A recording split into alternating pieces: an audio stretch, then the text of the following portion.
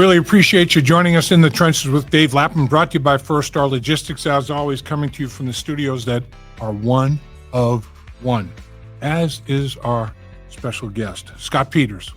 Tell you what, this guy, offensive lineman, high school, college, National Football League, wrestled high school and college, and he kind of mixes wrestling, mixed martial arts, jiu-jitsu, a lot of things with the techniques that he's teaching the offensive linemen in the National Football League. Offensive linemen love a toolbox, techniques that they can apply in working against different defensive linemen. Not every defensive lineman is the same. They've got different traits, different characteristics. You have a toolbox that you can adapt to what their strengths are. You can minimize them. You can try to neutralize them. Scott Peters is as good as there is in the National Football League in providing his players, his offensive linemen, with a toolbox that they can use to their advantage.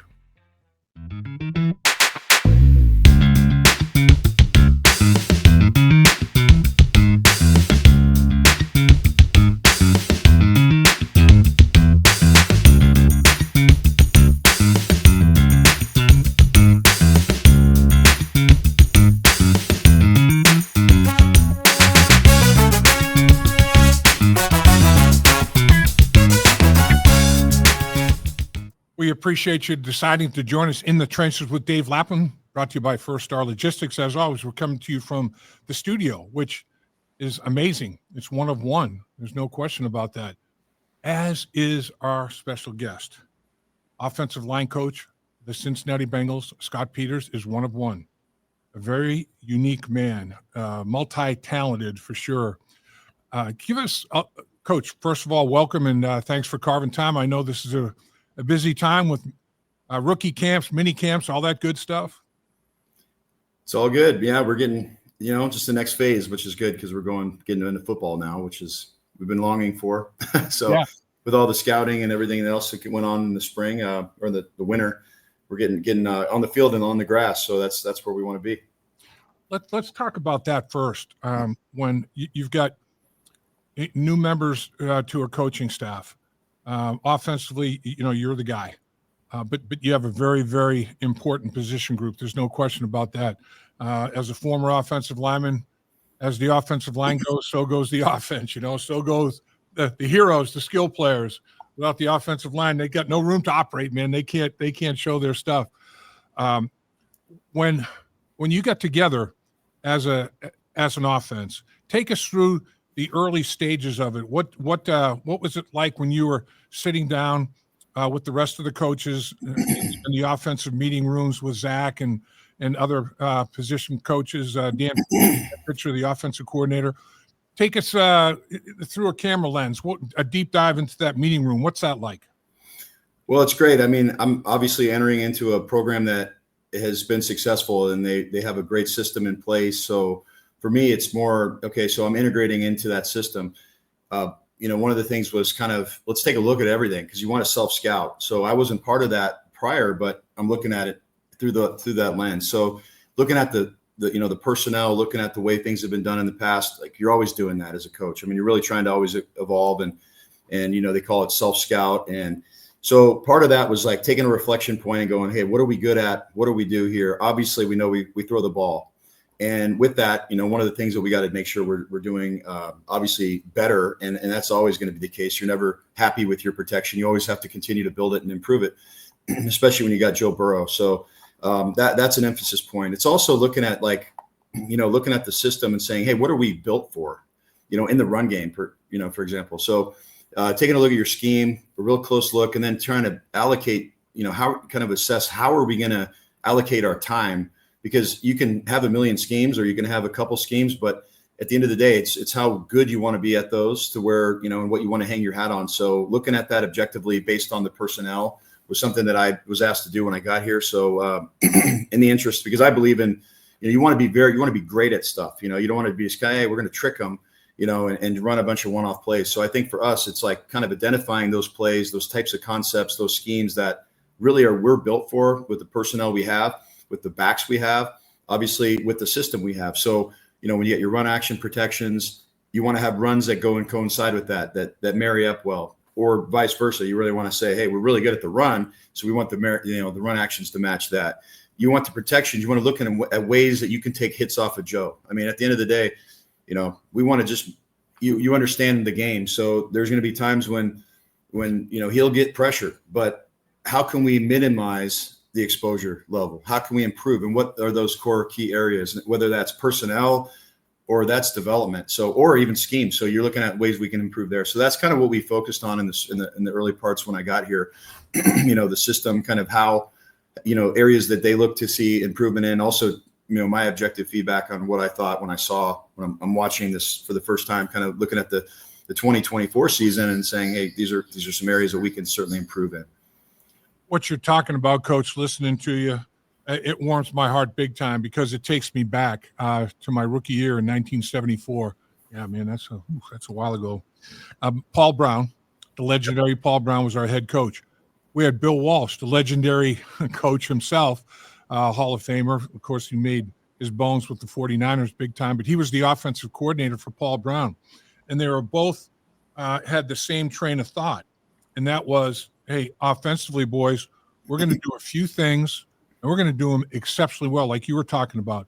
You got to be able to lean on something. You got to be able to, no matter when things are getting a little ugly, when it's getting a little salty out there, things are nasty. You have to have something that you can go to, and they were extraordinary formulating that. There were a few things, but what they did was, which was so brilliant, they ran it out of a bunch of different looks, myriad of formations, personnel groupings, motion, just all kinds of different looks for the defense to have to adjust to, because they're like, hey, we're controlling that aspect. They have to adjust to us. We don't have to adjust to them. They have to adjust to us. If we can get them one step away from where they should be, or one beat of hesitation in their read and react, we're going to win that rep. We're going to win that snap, and that's what they did.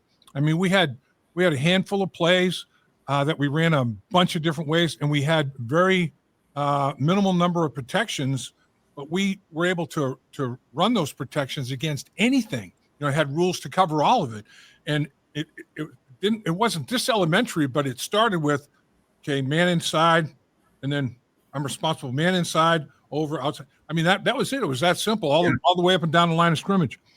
And it sounds like you're a believer in that type of stuff. I'm a total believer because, there's a lot of ways you can go, and again, we want to make it very easy for us, but very hard on them. Things that we can do very proficiently, things that we can train, because, if you have so many things on the table, there's only so many rocks you can fit in someone's brain. If you take one rock out, if you want to add a rock, you got to take a rock out, kind of thing. So you want to make sure the guys are well versed. We can play fast. We know how to block everything. We're proficient in it. We're developed. We're skilled. And then Zach can ultimately trust to make that call. Say, hey, the Bengals need a yard. This is what we're doing. The Bengals need this. This is what we're doing.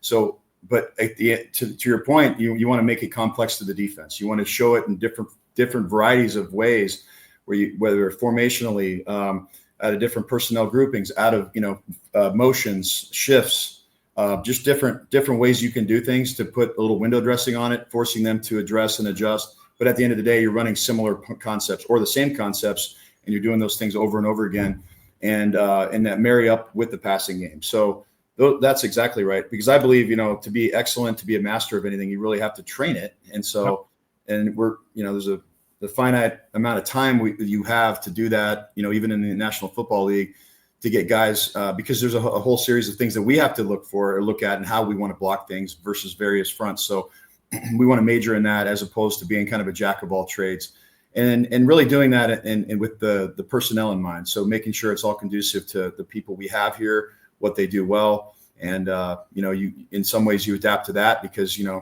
we have certain talents on this team, and you want to make sure you can showcase that talent, highlight that talent, and be effective with where you keep the defense, on their heels a little bit. So we want to attack people.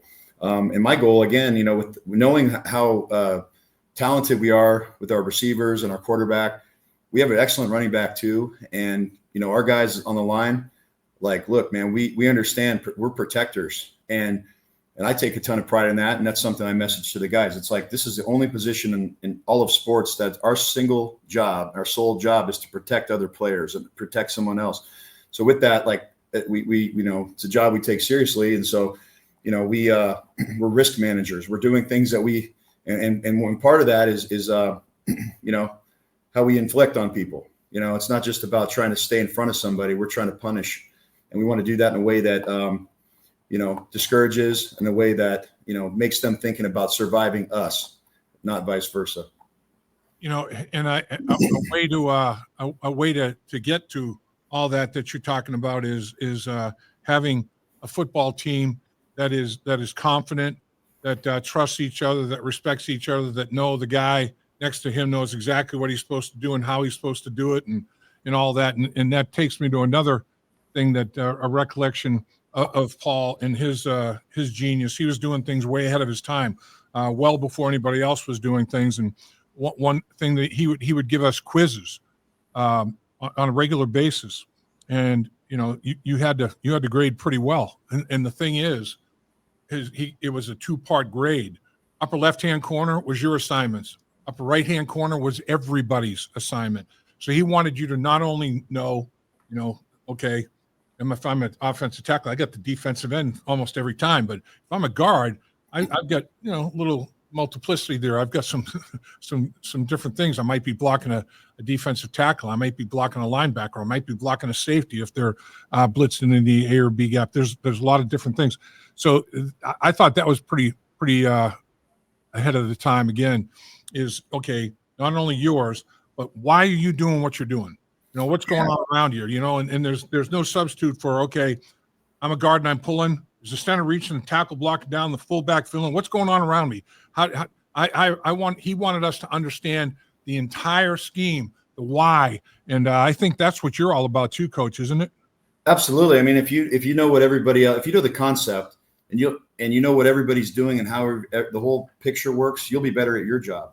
And I think it's like if you're building a house, and you got a general contractor and an architect, and this is what it looks like. And maybe you hire a subcontractor to do the bathrooms. You'd like him to know what the rest of the house looks like. You know what I mean? Yeah. You want that to match and marry up, and then know conceptually how it all fits. So for sure. And I think it's critically important that everyone understands the concepts, because there's going to be times on the field where you're going, shoot, maybe that was a look that we didn't do in practice, but I understand the concept so well, I'm able to adjust on the fly because I do not understand the concept that well, versus like memorizing your role. And so it's really good that people know that. And that's another factor in our, at the end of the day, you can't know everything, but you just got to know yourself extremely well. And and then you could start to learn about your opponent and you can operate. And I think you can operate fast and you can be efficient and effective. And one of the things that, we also discussed was, in the run game, is just like minimizing negative plays, because we want to be efficient. And so to do that, the biggest way to screw up a run play is the mental error.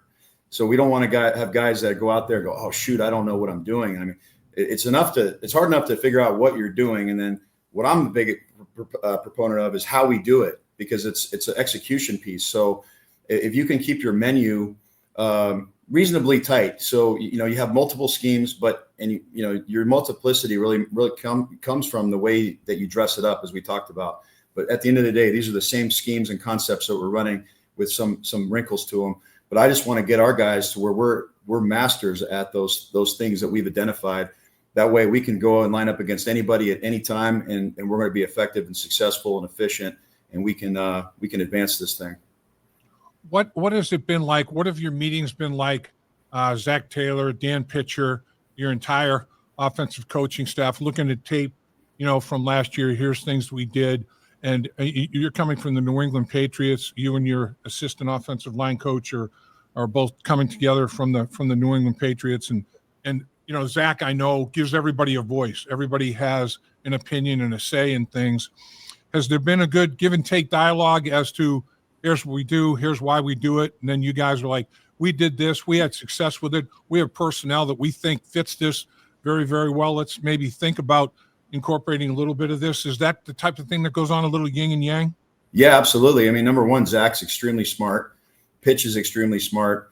they're also, and the rest of our offensive staff, the things that they have in common, they're incredibly smart people, and they don't have any ego. So, presenting ideas is completely on the table, and they're open to it, and it's give and take. And so they'll take ideas and they'll mix ideas and make assessments. And I think that's a beautiful thing, because everybody has something to contribute, and that's what you want. You want a collaboration, and that's what it is. So new ideas are welcome, and you come with your why, and this is how we'll do this and why, and then ultimately they'll make an assessment on that, and if it's a better idea in their mind, we're going to do it. So it's a good situation that way, because it's a true collaboration. So everybody's really kind of fully engaged. No one's isolated or compartmentalized. It's a collaboration.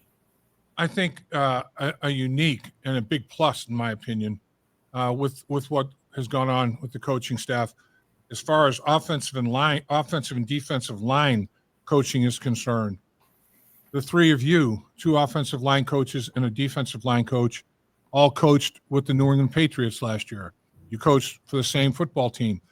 Every single day you practiced against each other, basically. I mean, you drew up practice schedules, drills. Here's what we want to incorporate. Here's the things that we want to repeat. Repetition breeds comfort level. We're going to do this day in and day out. This is what we're going to build ourselves on, these core principles right here. To have all of that intact, how big is that as you transition from the Patriots to the Cincinnati Bengals? It's big, because there's going to be times when we have to work with the defense. We want to work with the defensive line as much as possible, and so we want to cooperate, we want to collaborate, we want to compete.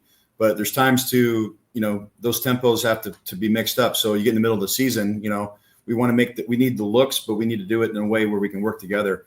And so Jerry is great with that, and he's always willing to help us, and we're willing to help him, because we're working together as a team as well. We want to advance both sides. We really want to see the D-line excel and succeed and help our team win. So, and that's the same way Jerry feels about us up front on the offensive line. The other thing is, you really have to know. I mean, in order to prepare yourself for an NFL season, you have your opening game, you have your preseason, but the guys you go against most are the guys in your own building. So that's where, we look forward to that competition. We look forward to that. That's how we harden our bodies, harden our techniques. We test ourselves, we develop, that's your sparring, if you will, before the fight. And so that's a great thing to have, and making, working together in a really productive way. That's something I know that Jerry and I can do together. We've done it, and looking forward to doing it more here, and just really building that up, because we need each other to lean on each other to prepare for these opponents.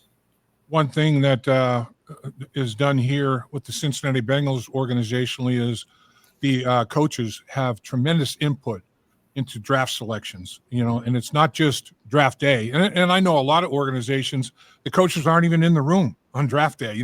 They're separated and have other responsibilities going on, but everybody's in that room when the selections are made. And again, all the voices are being heard and decisions are being discussed, as rounds peel off.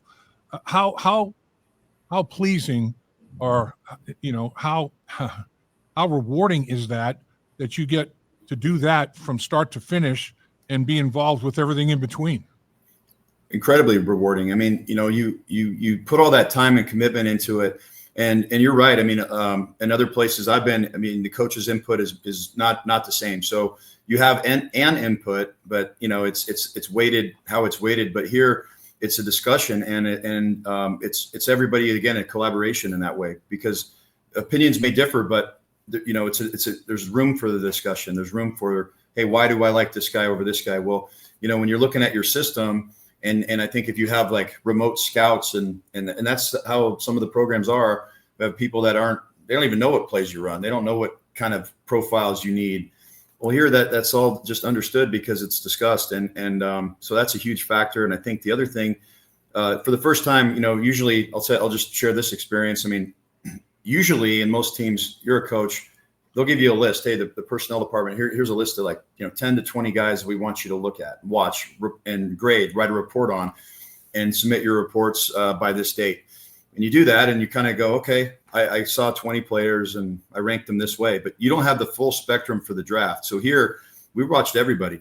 And so while that's time consuming, it also gives you a good understanding of the market and how you can look at the various players throughout, from top to bottom, and get an assessment. And so I learned a lot in the process, and as well as I think it was helpful having those open discussions because with our scouting department and the personnel department, because in the end, we're all trying to do the same thing. We want to win. And when they understand and you're able to, communicate things that you're looking for, it's not just, hey, I like this guy because I like this guy. Well, this guy can do the various things that we're looking to do offensively, schematically. And, I look at a lot of different things, and that's, they look at a lot of things too. So you're kind of combining and you're sharing what you've learned, because you go deep dive on these players. So, the first thing is that I love about this place is obviously we're trying to bring in high football character people. And, that matters here. Like, and the guys we brought in, they're all high character football people. And that's good, because if you have a guy that loves the game, does the right things, he's a good person off the field, he can communicate, he's a good teammate, a lot can be, those types of players have higher ceilings than guys that don't. So, and they also don't cause a bunch of problems in your room. So, you can really focus on what's important, and they'll fall right in line. So that's kind of a big factor too, because I've always put a lot of weight on that. And in the past, in other places, scouts, maybe they don't have to deal with the player in the room. So they're like, oh, I like this guy because he can run faster. He can, but all of that stuff is factored in here as well. So let's talk about your third round draft pick in the draft, coach. Dylan Fairchild out of Georgia, third round pick, 81st selection in the draft. Some people had him even, rated a little bit higher than that. To get him where you got him, I thought was a good thing for the Cincinnati Bengals organization. And this guy is stout, man. I mean, he can anchor, he stabilizes the line of scrimmage. And the thing that I like about him, I remember when I was a rookie again, I practiced against a guy named Mike Reed, who was the Outland Trophy winner for Penn State University, defensive tackle. He was a concert pianist as well, and that's what he's doing now, is writing songs, Ronnie Millsap hits and all that. He's an incredibly gifted guy. But he was cat quick, man. I mean, this guy, it's like he was a blur. His first step, his first movement was like, what the heck? I didn't see it, but how did he get from there to there? And going against a guy like that in practice, I mean, iron sharpens iron. The dude made me better. I know that. And that's the thing when I think of Dylan Fairchild and I think, okay, Georgia, every day at practice, they got not just one defense, they're too deep. They got talent across the board too deep. Every day at practice, he's going against somebody that is high caliber. The SEC is a hell of a conference. Georgia's the best in the SEC. He's going against those type of guys every day at practice. There's no doubt that he's a much better football player now than when he went in there as a freshman, all those reps that he's taken. And I'm not saying that he's tapped out. I'm sure there's still room for development and growth. But this dude, watching tape on him, this dude's a football player, isn't he, Coach? Oh, absolutely. I mean, he's got all the things you want. And I think that there's plenty of room for him to grow. So, but to your point, when you get a player that has that exposure, because I'm sure, as you can recall, I always tell people, well, my first day going into college football, I was like, whoa, that was fast. But I adapted, and you kind of think, wow, man, I would have really killed people even more so in high school if I knew what I knew. And I didn't know anything. I just got exposure to it. Yep. So he's had exposures to a little bit faster. I'd say University of Georgia is as close to an NFL team as you're going to get at the college ranks, because they have all these players that are going to elevate. Yep. But the way that they perform, they're not at that level yet, because they haven't seen that next wave, that next phase, that next level. And I felt the same way when I went from college to pro. I'm like, wow, it's fast. But, it's just like anything. If you're playing baseball, you're hitting at the batting cages, you're hitting 50 miles an hour. You got that timed up pretty good. And all of a sudden you see a kid that throws 75 miles an hour, like, whoa. But then how many times, and then you're on it, so it's exposure. It's being in the building, being in the room, being on the field, going, okay.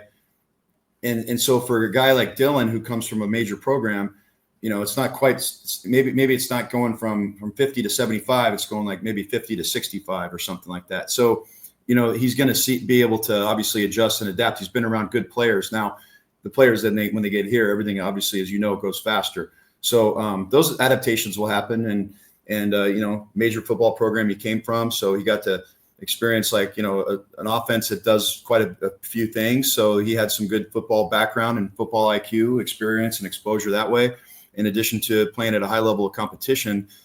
So there's all those things. And I think for him, the best, he's obviously, I always I think every rookie is developmental. I mean, of course, nobody's ready.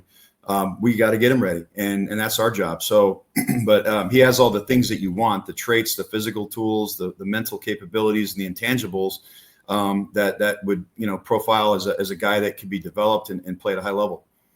The other thing that Mike Reed had going for him in high school, he was a state wrestling champion.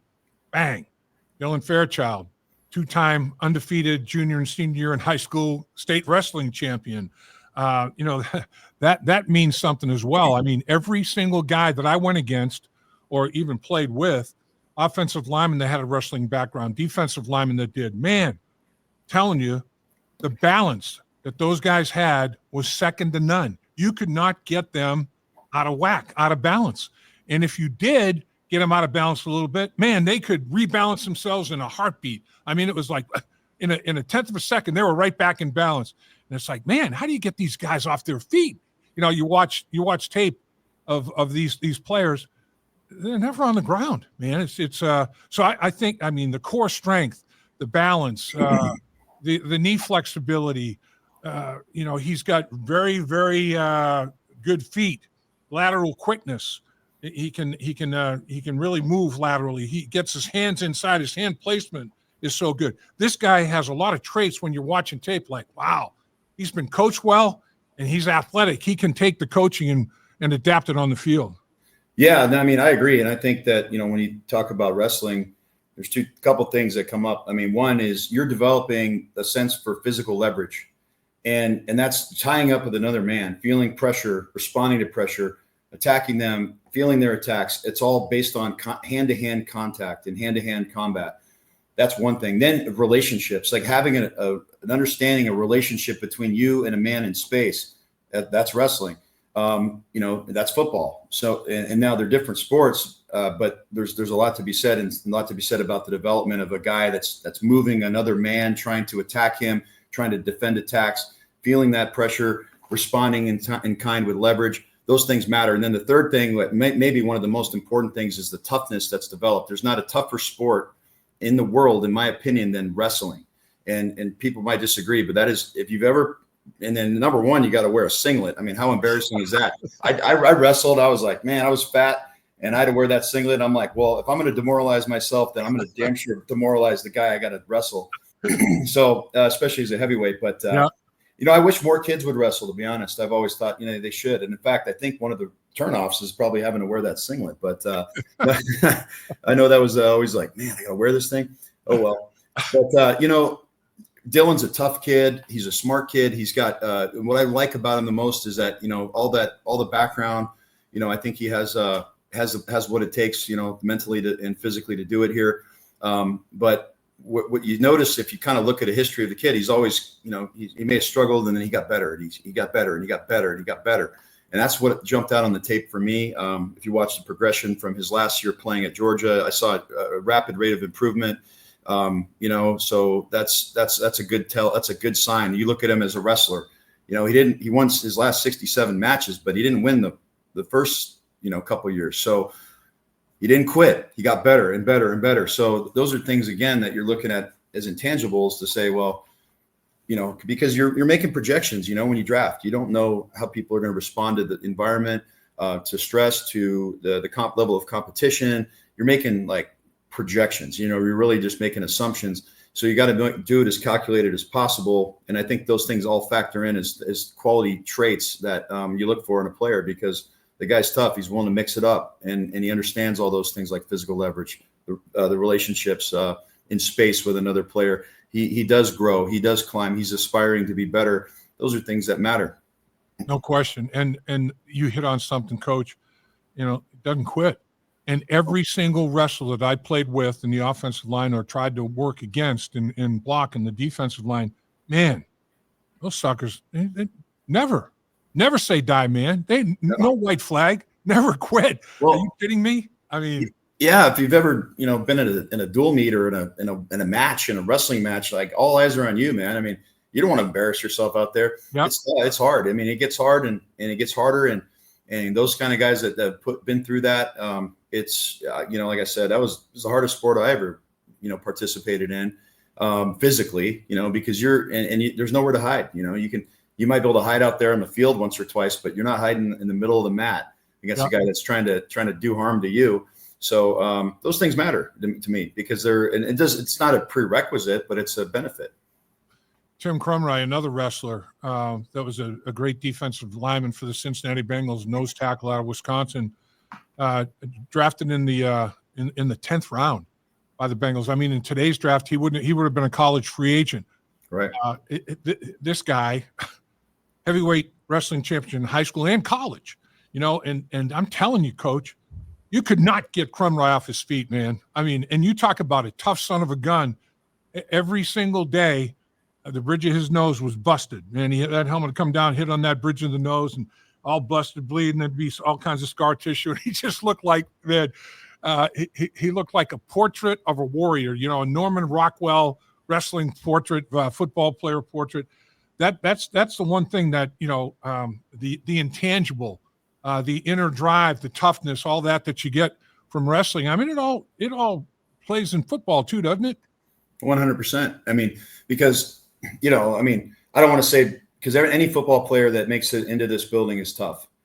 What degree of toughness you have, and there's things that, and what degree of test and challenge that you have. Sometimes a lot of that stuff's in question, but I know the kid's tough, man. He wrestled for that many years.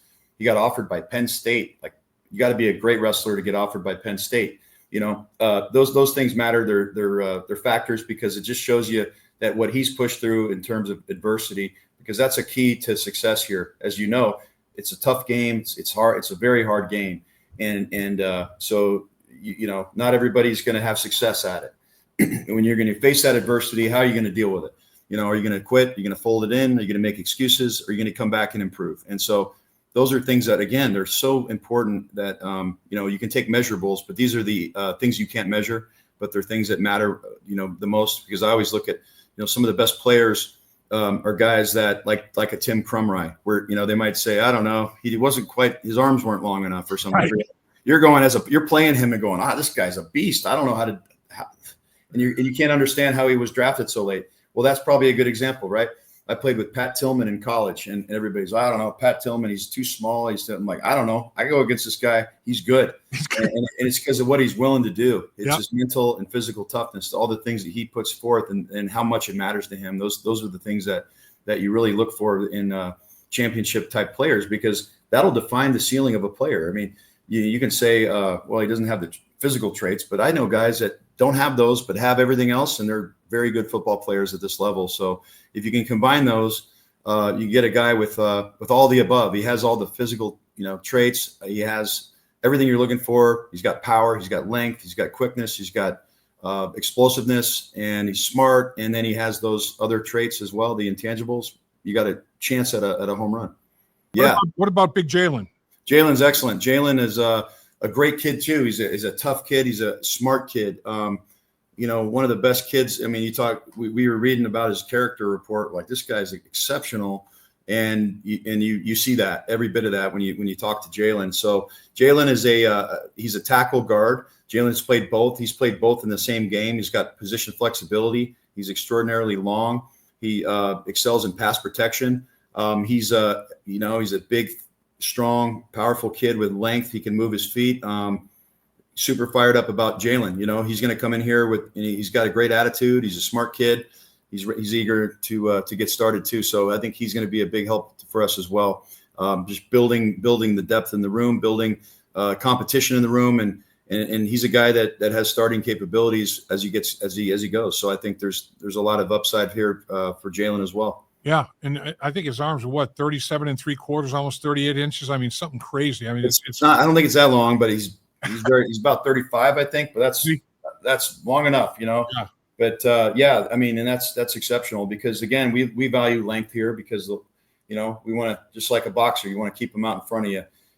If you have long arms, it's there's a little forgiveness in how fast you redirect. There's some ways you can mitigate and stop people, touch them before they touch you, all that kind of stuff. So those are traits we look and value and covet. And but like I said, I think the first thing that matters the most is all the character behind that. And those are, got two great kids coming here, two great additions to the room, and so we're completely excited about that. And they'll be here tomorrow.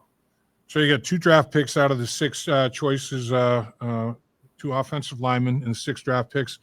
Let's talk about 3 of the college free agents. Ohio State center Seth McLaughlin.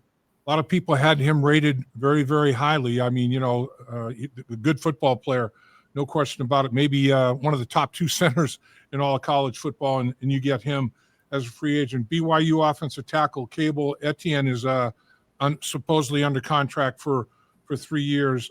Eric Miller, offensive tackle out of Louisville. You got some guys to work with there in the college free agency side of things, don't you? Yeah, and that's great because like you said, Seth. I mean, he got injured last year, so he had an injury, unfortunately, his last year in college, and very good player, good center, and somebody we're looking forward to getting our hands on too when he gets healthy. Caleb is a big, massive tackle with a lot of length. I mean, he's got incredible length and massive size. He looks like Orlando, and he looks like Amarius. So we'll see if we can get him to play like that. So when you get the guys that come in off, as free agents, those are guys you really love to develop. And you just, obviously they're rookies. They're guys that have to learn things. And so it's always fun to see a kid, come from those ranks, because there's plenty of examples of those guys. You even mentioned Crumry, but he would have been the equivalent of a college free agency today because of being drafted in the 10th round at that time. You get players that are good players that got overlooked, that have everything. And if they may be missing a tool here or a tool there, there's something on the tape that they need to fix. Well, there's some players that there's plenty of diamonds in the rough, and it's really about how they approach things when they get here, because they get a chance and an opportunity, and you want to try to see what they can do, and they put their best face forward. And sometimes those guys end up playing big roles on your team. So let's talk about unrestricted free agency, veteran free agency. You got Patrick, interior offensive lineman, can play either side, right or left guard, and probably play some center for you. Got position versatility, and of course that's always a big deal. Position versatility in today's football, no matter what level you're talking about, you got to be able to play more than one spot, don't you, Coach? You do. Lucas himself, he was an undrafted free agent out of Duke, I believe, or unless he was a late pick, but I think he was undrafted. He's another example of a guy who just shows up. He's got an iron will. He's tough. He's smart. He figures it out, because adaptation is really the key to the NFL. I think, like I was saying, guys that make that transition, they're going to have to adjust. They're going to have to adapt. They're going to have their moments where it's frustrating. They're going to get embarrassed. They're going to have, difficulty learning everything at once. They're going to be, it's a challenge. So, Lucas is an example of that. And he's made it, now he's his 10th season in the National Football League. Yeah, I love him because he's a tough guy, brings a lot of, alpha male to the room. He's a good guy, gets along great with the rest of the crew. He's got position flexibility. He's got a ton of starting experience. So, he fits really well into our room, and I think he helps our young guys too. And he's in the mix to compete to start, and he brings a lot of value to this room. So really excited we got him in the free agency market. And I know New Orleans was disappointed they lost him. Just talking to their coaches, he's a good one. So we're excited about having Lucas here. And you got a mix, like you say. You got a guy like Lucas Patrick that has been around. Multiple teams, played multiple positions, and he beat the odds. I mean, he comes in undrafted out of Duke and plays for almost a decade. I mean, that's extraordinary. I mean, that's what you're talking about. Let's talk about your background here for a little bit, Coach, before we let you go. You were a hell of a football player as well. Played high school, college, National Football League. You're also an unbelievable. You tremendous wrestler. You jiu-jitsu in your background a little bit, kind of mixed martial arts kind of guy. Take us through that part of it. What led you into that aspect of your life, and how do you apply it now? How does that incorporate into your football coaching that makes players a better football player?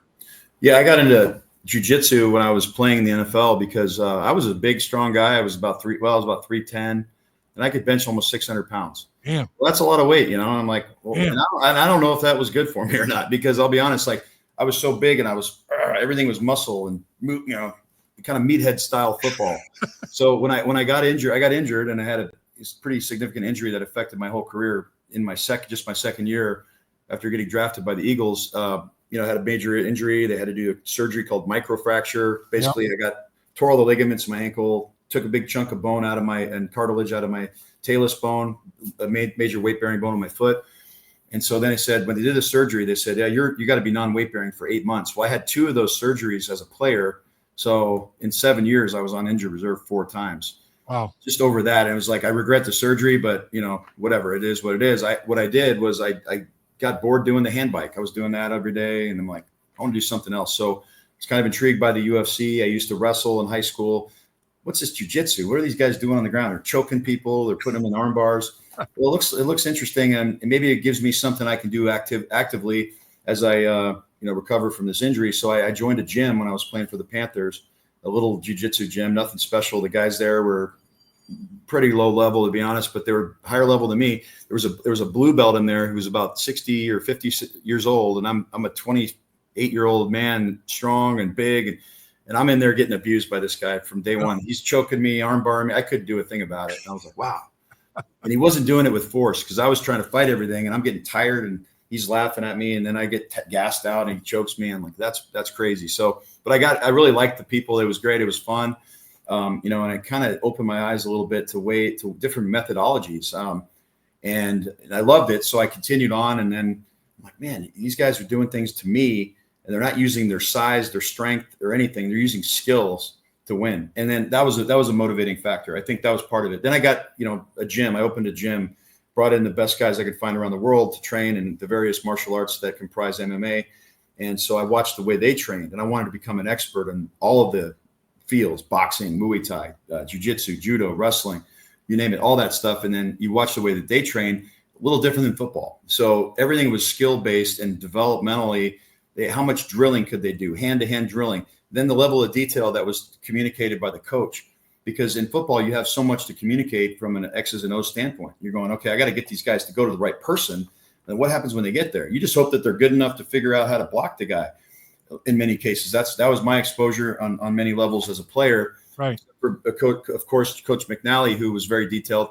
But I mean, most of the time it was like, hey, just run off the ball and kill that guy. Okay, and when you didn't, it was like, hey, get in the weight room. I'm like, well, I already bench a lot, coach, and how much more do I got to lift? And I want to win. I want to win. I want to block. So it was the mechanical and the technical and the biomechanics and the strategies and just working from an optimal position of the body that kind of intrigued me when I saw these miniature guys. When I say miniature, they're small relative to me. They could just have their way with me as a player in wrestling or in jiu-jitsu. So I was so intrigued by it, and I wanted to continue, and I did that. And I started competing in that. But then I started looking at football differently. Like, how do we train guys to match to develop them for this kind of hand-to-hand combat, to make them very good? Because again, I think football, I didn't say it before, but I'll say it at least here. But I'll say this: a lot of times in football, we measure the traits. So it's like being good in football is not the same in the lower levels as being good in, say, baseball. Baseball, you got to be able to hit a curveball. You got to be able to hit a fastball, changeup. You got to have skills. In football, they measure it by attributes. And so there's a difference between being, having attributes and having skill. So I wanted our guys, my goal is to make sure every one of our guys is an elite master at what we do, and not just bigger, faster, stronger. That's great if you're bigger, faster, stronger, and you have that. Now you got something to work with. But if you have guys that have those skills, they can win even if they're not as strong as some of these freaks that we're going to have to play against, because they'll learn how to deflect. They'll learn how to counter. They'll learn how to strike. They'll learn where to strike. They'll learn the ways that they can, the tricks, the tricks of the trade that they can get by and win, maybe even being an inferior athlete. So those are things that I learned from and took away from the martial arts that are applicable to football. You mentioned Jim McNally as a mentor, and Jim McNally was phenomenal in that he would work with linemen that were college free agents or late round draft picks that he felt had some traits like you're talking about, but he was going to give them a better toolbox, more skills to work with in terms of, how you use your feet to your advantage, how you use your arms to your advantage, your arm length, how you use hand placement to your advantage. And he really, carved careers out, helped guys carve careers out in the National Football League through what he taught, his toolbox and the techniques and the fundamentals and the mechanics, that he taught. And it's totally applicable. Now, he had great players too. Anthony Munoz, third pick of the draft, greatest player, I think, not only greatest offensive line, I think greatest player ever to put on shoulder pads and a helmet in the Hall of Fame first ballot, obviously. And he's unbelievable. What he did with Anthony Munoz, that is training reel right there for any offensive lineman. Watch Anthony Munoz tape. He is unbelievable. But the toolbox that you're teaching your guys, I watch your footwork, you're more instead of staggered feet, they're more, even. Your hand strike, that long arm, creating that leverage and, arm bar people a little bit, all those things. Coach, I'm telling you, you're teaching some good stuff. Your players, and players know when they're being, told the real goods, and they're being told the real goods, man.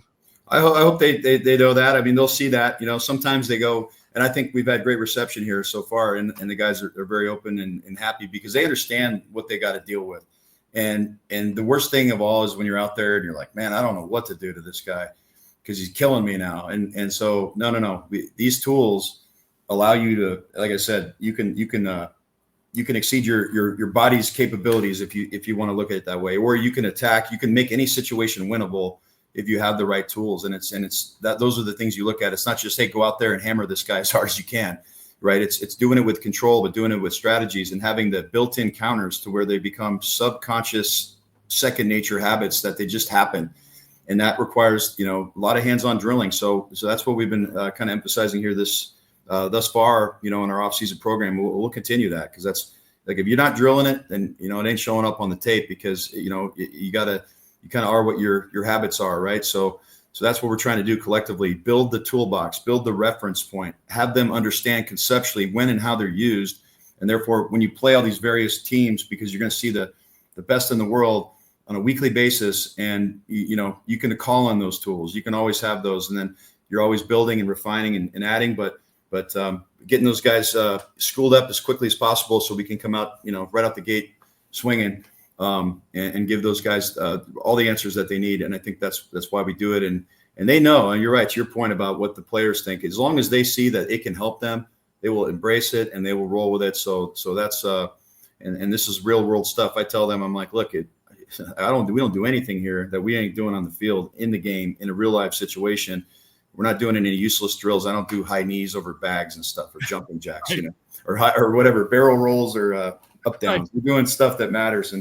And so that's that much they appreciate. I think they do, and I think they'll see the benefits.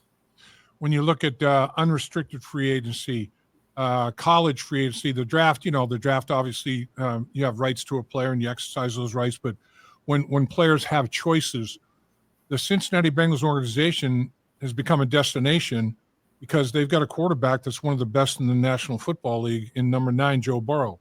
And you said at the very beginning of this podcast, the importance, the number one priority is protecting number 9, keeping number 9 upright. How your pass protection schemes, the things that you've done successfully in the National Football League in multiple places, do you like what the Cincinnati Bengals pass protection schemes are like? Do you see room for some additions of things that you've done successfully in the past with other organizations? How do you see it? How do you see your talent? And what do you think? You got a guy like Joe Burrow at the quarterback position. That's a nice piece to start with, isn't it, Coach? Oh yeah, it's incredible. And you realize like how valuable he is. And it just puts everybody on notice. We understand what we're up against and what we're doing and what our purpose is in life. And that's to protect him. And so everything that we do has that in mind. And as far as the schemes go, one of the things that that came out in the self scout, it's like, we don't have a problem with schematics. It's if there was a problem, it's in, we need to refine and develop in certain areas where we need to get better at that, just in execution. Yeah, no, the schemes are sound, and Joe runs the show there. And, we just look, man, give us the call and we'll take care of the rest. And, so for us, it's about improvement, building the pocket integrity is a big thing. So for us and maintaining that, a good place for him to step up, being able to switch stunts, making sure we're not getting picked, improving all the key core fundamentals that really make pass protection the hardest thing. That's what they say. But to me, it's like, if you have the tools, well, you can do a lot, if you understand all that. And so, like I said, if we're protectors, so that's what we do. And embracing that role. The biggest thing is not, if you're an offensive lineman, and you could probably relate to this, I know you can, is that, nobody wants to say, hey, we're going to run out there and we're going to throw the ball 50, 60 times a game. Right. That's like demoralizing because you go, oh man, I got to take on the pass rush. Right. That's not how we look at life here. We look at life, we can't wait. And you know what? We can't wait to do that. And it's not about being reactive. It's not about being passive. We're gonna take it to them. Like I said, we want them to be thinking about surviving us. And how good can we become? We want to be the best in the world at that. And that's and then, by the way, we want to be very excellent. We want to be excellent and top in the run game where we can. That's at least the goal, and that's what we're trying to work toward every day. Pocket integrity, coach. Man, love that. Love that comment, that phraseology, that those two words right there, pocket integrity, says everything. And I mean, back to Bill Walsh and Paul Brown, they're like, okay, here's how it works, guys. Tackles, you're responsible for the width of the pocket. Center and guards, you're responsible for the depth. You got to firm the pocket up. Do not let the pocket come roaring back into the quarterback's face. Give him an opportunity to look down the football field, see over the pass rush, see the middle of the field, find seams, find gaps to throw the football to. Everybody, the interior had their responsibilities, and the edge had their responsibilities. And I think what you're talking about, firming up, that was a little bit of a problem area last year. Firming up the inside of the pocket, and if that can be done on a consistently high level, man, there's no telling what Joe Burrow can do. Yeah, he's great. You got to let him throw it, man. You got to give him the time and really just try to do everything in your power to understand that, like, when it comes to pocket integrity, like, there's 5 of us, and for the most part, there's 4 of them, so if we understand that, and we understand now, if they bring pressures, they'll bring more than we can block at times. We know that, and we can pick those things up, and Joe's aware of that too. But where we have to be excellent is when, we have a help system. Everybody understands where their natural built-in sideboards are, where the protection help comes from, where they're isolated, where we're vulnerable, and we can account for those vulnerabilities if we understand the concepts and have the tools to apply, and then take the appropriate sets. So that's just educating guys in the conceptual, because pocket integrity involves all 5. But then there's free players. There's players that we can use, and teaching them how to maintain pocket integrity and not lose it by maybe losing and voiding and vacating, or moving to the wrong direction, at least. And I'm talking about micro adjustments during the middle of the play, things like that, where we're taking a lot of that into account, and that's stuff that we're training and drilling and looking forward to seeing these guys grow and then put it out in the field this fall. And finally, Coach, you look at it, guys that you drafted, Fairchild and Rivers, and guy that you signed in undrafted free agency, Patrick. All of these guys, they seem to understand, keeping that pocket integrity, keeping that pocket firm, taking people on at the line of scrimmage. It seems like when you watch these guys in tape, they have a pretty good head for that. They do. They have all the things we're looking for. Now we're going to bring them in, and we got a lot of work to do to get them ready. But it's a great challenge ahead of us, and I think it's a good thing, because we're bringing in more talent into the room. That brings about competition. That brings about elevates everybody in the room. So those are things that we're excited about most. Is that we're going to get these guys in here. We're going to push everybody. We're going to push each other, and just see where we go, because we're going to play the best 5 players, and again, just all about protecting number 9 and being efficient, effective, and honestly physically dominant in the run game. And I can go back to both of our mutual friend Jim McNally, when he came to the Cincinnati Bengals, the techniques, the toolbox that he brought to make us better, to help us be better football players. to help us, live our dream as such. We were all in, man. And I'm telling you, your offensive linemen, they're going to be all in as well. What you're teaching, I know works. I've seen it. I've seen it at the highest level possible with Anthony Munoz. Nobody did it any better. That's for darn sure. But I mean, the tools that you're bringing and saying, here, add these to your toolbox. It's good stuff, Coach. Appreciate it. Yeah, I'm looking forward to, keeping working and watching these guys, because we're just getting started. So, it's looking forward to looking back in a year and being like, look where we're at now, or even, and obviously we're trying to bend time here and do this thing quick. But the good news is when you have players that are fully engaged and they're professionals, man, they can grow rapidly. So that's the goal here this spring. Coach, can't thank you enough. Really do appreciate your time. You're somebody that I know every single offensive line with the Cincinnati Bengals is anxiously anticipating working with, and because they know you're going to make them better, and that's what it's all about. That's the definition of coaching, right? Make players better. That's it. It's not about me; it's about them, and I live vicariously through them, and I'm excited to watch them. And like I said, everybody, man, I want everybody to maximize your career potential here. So I'm fired up about it. Thanks for having me on, Lap. Pocket integrity, vicariously, Coach. Man, old lineman got something upstairs, Coach. You the man. Appreciate you. You too, man. Thanks, Coach. Thanks. See ya.